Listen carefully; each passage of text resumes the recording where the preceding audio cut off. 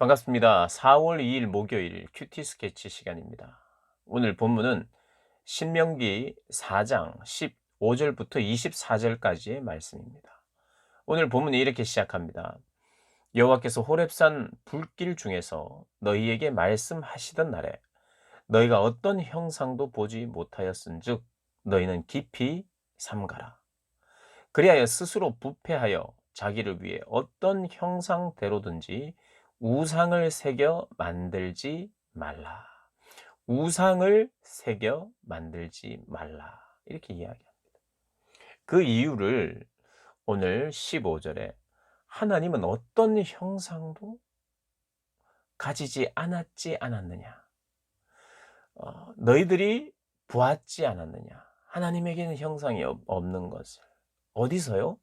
호렙산에서 시내산에서 하나님이 그 백성들에게 십계명을 주실 때에 그 백성들도 그 십계명의 하나님의 그 말씀을 들었거든요.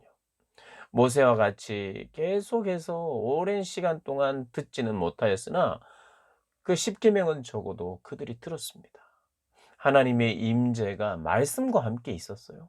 어떤 형상이나 이미지로 하나님이 임재하지 않으셨어요. 그러니까 하나님은 영이시기에 눈에 보이지 않습니다. 볼 수 없어요.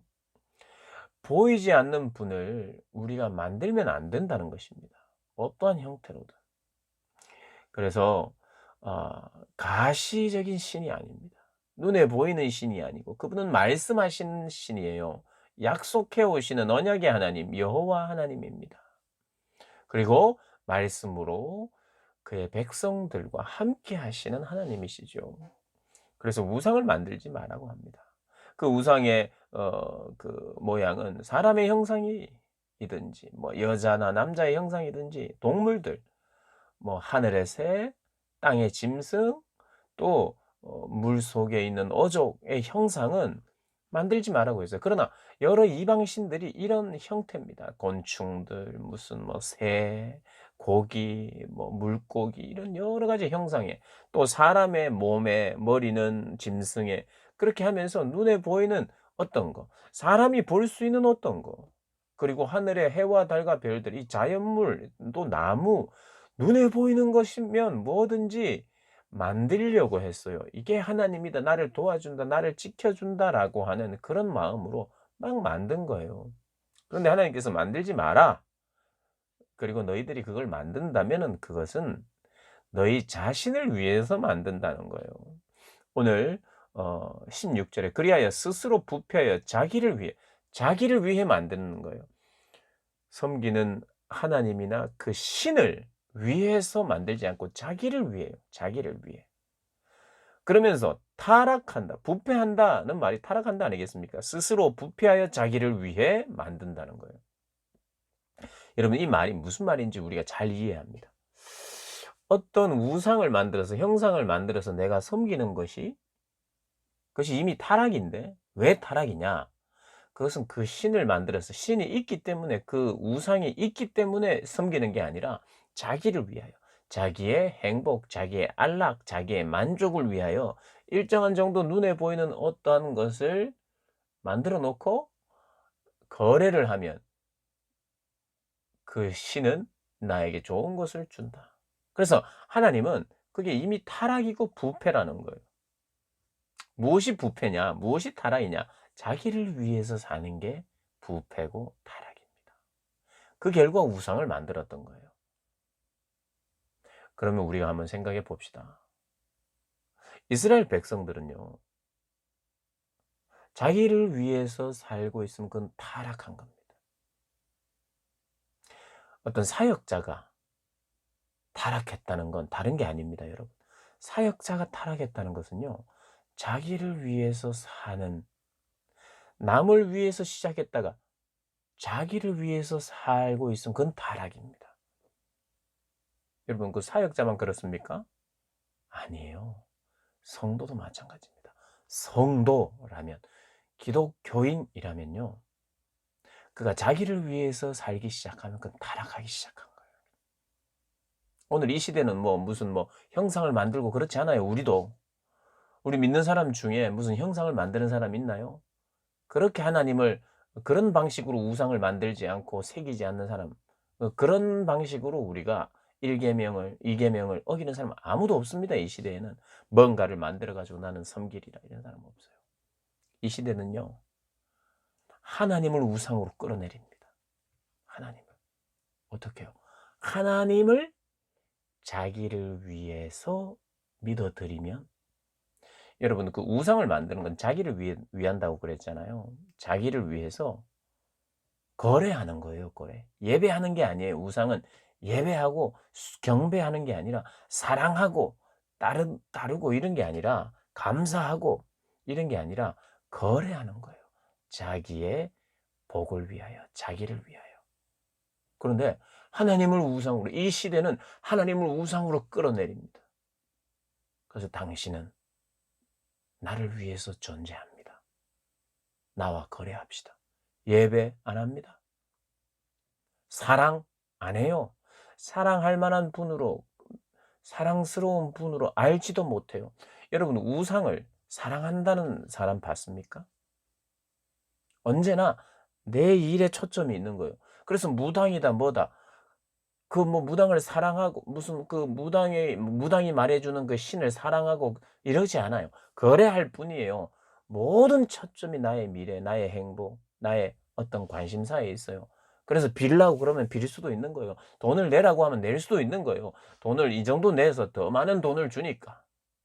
인격적이지도 않고 사랑의 대상도 아니에요. 경배의 대상도 아니에요. 우상은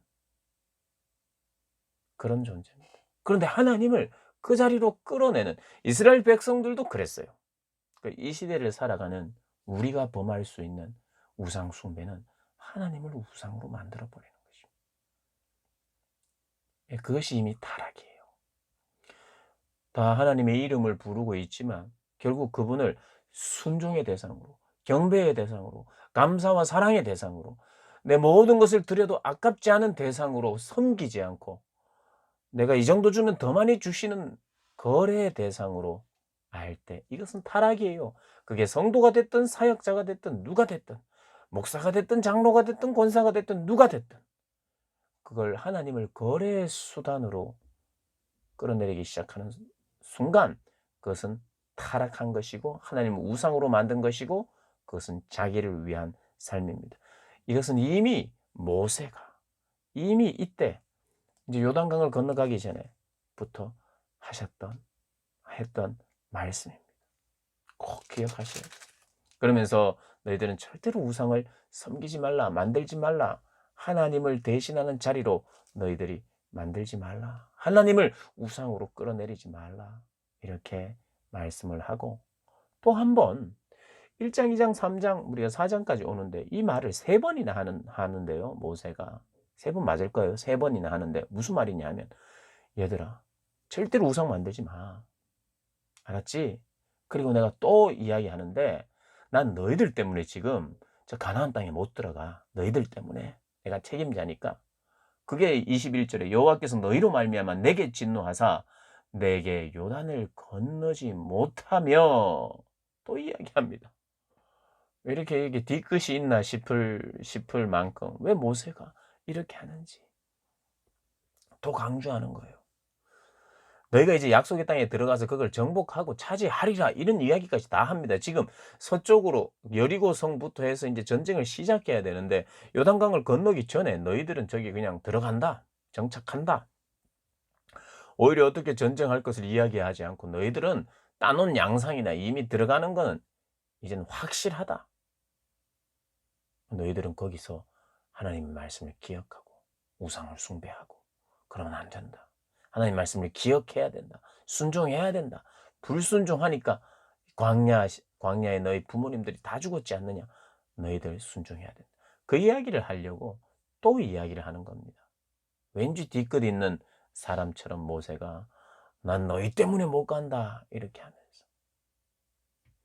근데 이 이야기와 뉘앙스 안에는 어떤 묘한 감사와 묘한 확신도 있었을 것 같아요. 뭐냐 하면, 이제 내가 이제 싸움을 이제 하기도 전에 너희들 뭐 이긴 거나 다름없어 하면서 이야기를 하니까, 진짜 그래 됐으면 좋겠다 하는 마음이 있지 않겠어요? 우리 고3 같으면 이런 거예요.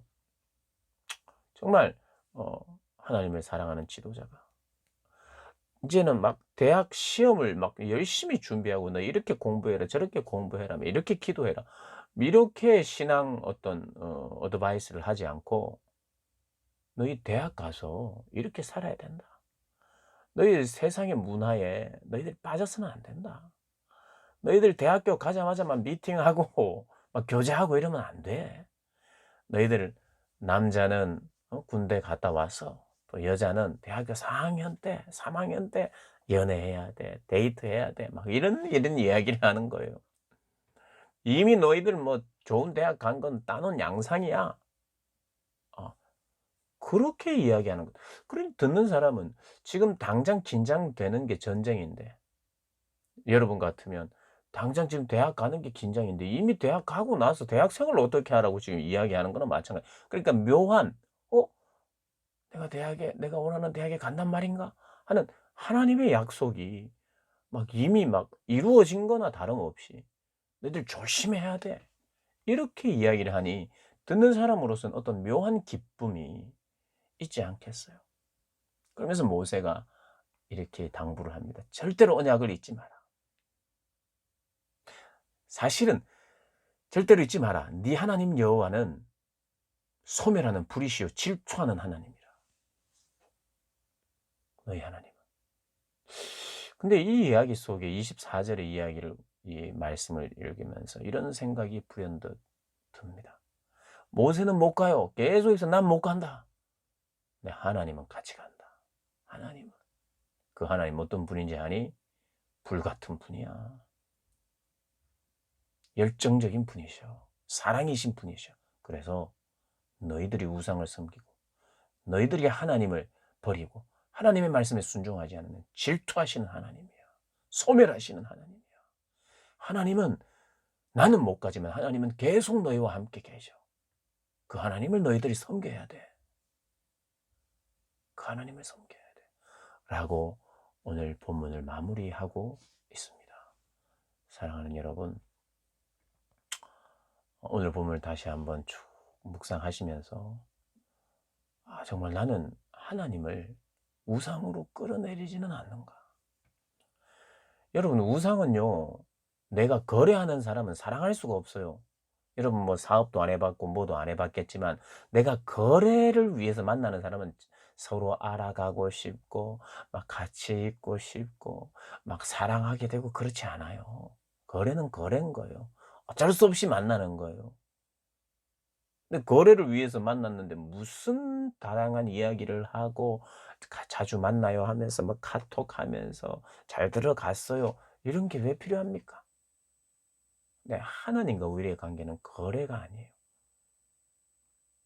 그분의 사랑을 알고.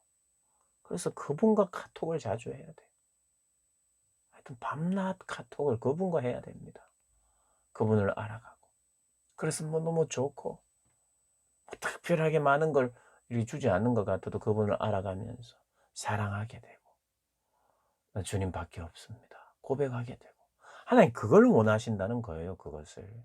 그것을 원하신다는 거예요. 하나님은 우상으로 만들어서는 안 됩니다. 하나님을 거래처로 만들면 안 됩니다.